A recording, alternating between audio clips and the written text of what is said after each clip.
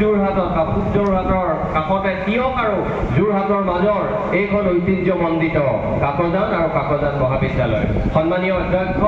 Doctor Rashmirekha Saikia ডাঙৰীয়ানী, এইমাত্ৰ doctor প্ৰভাত গোস্বামীৰ তেওঁৰ বৰ্তমানৰ পৰা অবৰ্তমান হৈ যোৱাৰ পিছতো তেওঁ পৰিয়াল আৰু বিশেষকৈ তেওঁৰ পুত্ৰ ডক্টৰ পংকজ গোস্বামীৰ বাবে যিখন গ্ৰন্থ আমাৰ হাতত আজি পৰিলহি বা আপোনালোকৰ হাততো পৰিব বা আপোনালোকে পঢ়িব, তাক উন্মোচন কৰি অতি এটা সাৰুৱা আৰু সংক্ষিপ্ত ভাষণৰ জৰিয়তে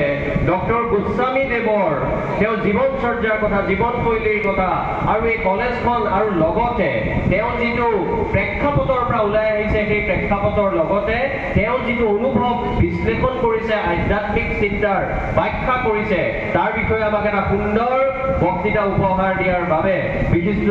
শিক্ষাবিদ সকলোৰে সন্মানীয় সাহিত্যিক ডক্টৰ বসন্ত গোস্বামী ডাঙৰীয়াক মই ধন্যবাদ আৰু কৃতজ্ঞতা জনাইছো।